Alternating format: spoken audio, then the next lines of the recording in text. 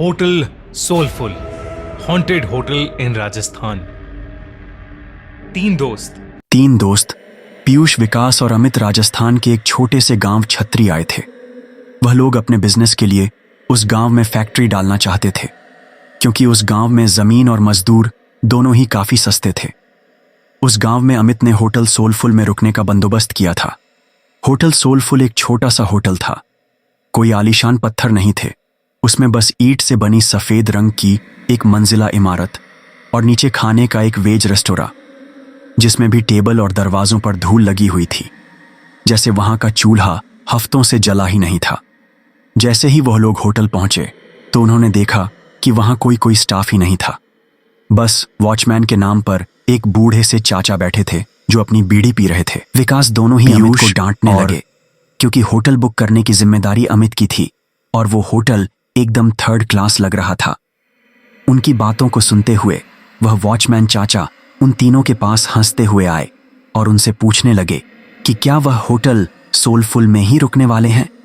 तीनों ने सर हिलाकर हाँ कहा और चाचा जोर से हंस पड़े। हंसते हंसते ही फिर उन्होंने चलना शुरू किया और कुछ गुनगुनाते हुए वहां से चले गए। उन तीनों ने उस वॉचमैन चाचा को पागल समझकर उनकी बात पर ध्यान नहीं दिया। तभी रिसेप्शन पर एक आदमी आया, छोटे कद का, घनी मूंछों वाला। उसने उन्हें रूम की चाबी दे दी। वो लोग ऊपर अपने कमरे में गए, अपना सारा सामान रखा और कुछ देर आराम करने लगे। पीयूष को अचानक प्यास लगने लगी और रूम में पानी नहीं था। पीयूष पानी लेने के लिए जैसे ही रूम के बाहर निकला, उसे पायल की एक झंकार सुनाई दी। ऐसी आवाज जैसे कोई पायल पहने भाग रहा हो। पीयूष घबरा गया। उसको ये बात बेहद अजीब लगी, क्योंकि उस होटल में कोई और नजर नहीं आ रहा था। अब उसके फ्लोर के कॉरिडोर के एंड से पायल की आवाज के साथ साथ एक जवान लड़की की हंसने की आवाज भी आने लगी।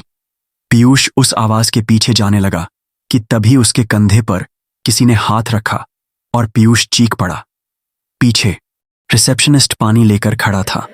पीयूष ने अपनी बौखलाहट में उस रिसेप्शनिस्ट को डांटा और पानी लेकर वापस अपने रूम में चला गया। देर रात विकास रूम के बाहर होटल की बालकनी में खड़ा अपनी गर्लफ्रेंड से बात कर रहा था। उस बालकनी से हाईवे का लंबा रास्ता साफ दिखाई देता था।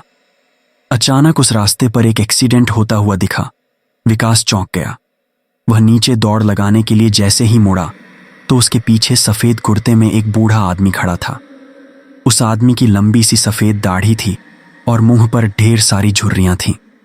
विकास उस आदमी को देखकर घबरा गया था, क्योंकि वो आदमी सिर्फ हाईवे की ओर देखकर मुस्कुरा रहा था। फिर अचानक से उसने विकास को देखा और उसने हंसना बंद कर दिया। वह आदमी जैसे ही विकास की ओर बढ़ा, विकास डर कर अपने रूम में आ गया। रूम में आकर जब उसने अपने रूम की खिड़की से उस हाईवे पर देखा तो वहां कोई एक्सीडेंट नहीं हुआ था। अगले दिन तीनों फैक्ट्री की साइड देखने के लिए निकले, लेकिन गाड़ी शुरू होकर थोड़ा आगे ही बढ़ी थी कि अचानक बंद पड़ गई। दोस्तों, खून ही मंडे की थ्रिलिंग स्टोरीज के साथ साथ एंजॉय करो साउथ अफ्रीका की thrilling T20 cricket league S20, जो आप जे सिनेमा पर देख सकते हो। एकदम free. Faf du Plessis, Buttler, Miller, क्लान स्टोइनिस जैसे बिग हिटर्स इस लीग में खेल रहे हैं और अब इस लीग के क्वालिफायर्स और फाइनल होने वाले हैं।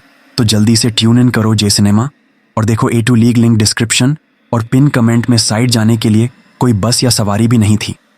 तो उन तीनों ने रिसेप्शनिस्ट के कहने पर शहर से एक मैकेनिक को बुलाया। 3 घंटे बाद जब मैकेनिक आया तो उसने थोड़ी देर तक गाड़ी को देखने के बाद कहा कि गाड़ी को वर्कशॉप ले जाना होगा। वह तीनों मैकेनिक के साथ ही टो करने वाली गाड़ी में चले गए और साइड पर उतर गए। साइड देखते देखते शाम हो गई थी। उनको मैकेनिक का कॉल आया कि उनकी गाड़ी पूरी तरह से बिगड़ चुकी है और वह कब तक बनेगी, कहाँ नहीं जा सकता। अब उन्होंने वापस जाने के लिए एक ट्रक वाले से बात की और उस ट्रक वाले को होटल पर खाना खिलाने का लालच दिया। लेकिन जब उन्होंने उस ट्रक वाले के सामने होटल सोलफुल का नाम लिया, तब वो ट्रक वाला बेहद घबरा गया। उस ट्रक वाले ने उन्हें बताया कि होटल सोलफुल में भूतों का बसेरा है। उसने कहा कि होटल सोलफुल एक कब्रिस्तान पर बनाया गया था। एक नहीं बल्कि 100 से भी ज्यादा भूत वहां रहते हैं और इसलिए वहां कोई भी नहीं जाता। पीयूष और विकास के साथ हुए हादसों ने उन्हें सोचने पर मजबूर तो किया, पर अमित भूत प्रेत और सुपरनेचुरल चीजों में नहीं मानता था। उसने यह बात रफा दफा कर दी और ट्रक ड्राइवर से कहा कि वह उन्हें होटल से थोड़ा दूर ही उतार। से बहुत मनाने के बाद वह ट्रक वाला मान गया और वह तीनों जैसे तैसे होटल पहुंचे। देर रात हो चुकी थी और तीनों कमरे में आराम कर रहे थे। अमित भी लेटे लेटे अपने फोन से खींची फोटोज देख रहा था, लेकिन अचानक वह उठकर बैठ गया। ऐसा लग रहा था जैसे उसके होश ही उड़ गए हों। उसकी तस्वीरों में उनके ही कमरे में कई सारे बच्चे दिखाई दे रहे थे। वो बच्चे शायद जो उस होटल में बसे भूत थे। अमित के हाथ पांव ठंडे पड़ गए। उसने पीयूष और विकास को जब फोटोज के बारे में बताया तो वो तीनों बहुत घबरा गए।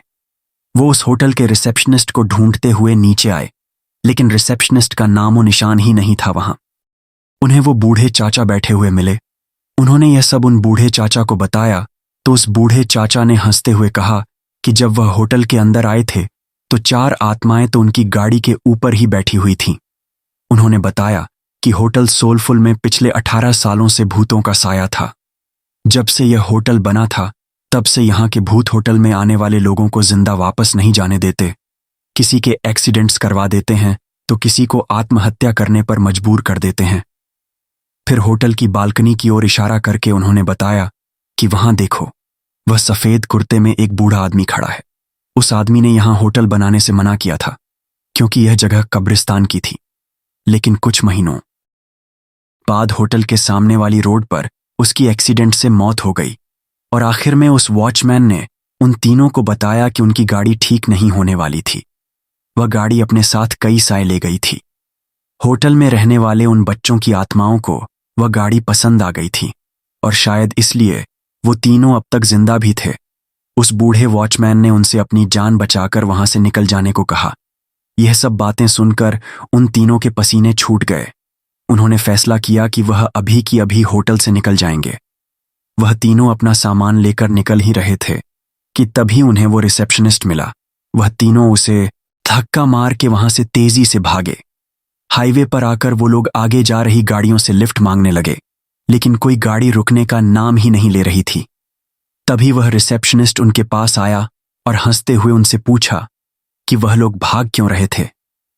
रिसेप्शनिस्ट उन्हें होटल में वापस अंदर आने के लिए कहने लगा और तब अचानक से हवा के झोंके से उसका मफलर उड़ गया और उन तीनों को उसके गले में फांसी के फंदे का निशान दिखाई दिया। उन तीनों के पैरों तले जमीन खिसक गई। वह समझ गए कि शायद यहां सभी मर चुके हैं और कोई भी जिंदा नहीं है। तीनों डर के मारे हाईवे के रास्ते पर भागने लगे।